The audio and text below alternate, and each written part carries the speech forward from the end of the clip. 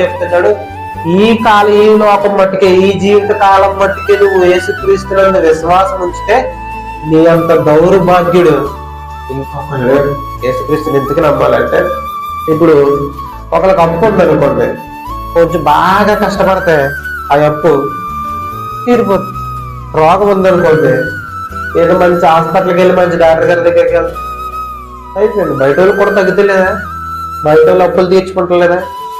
తీర్చుకుంటున్నారు.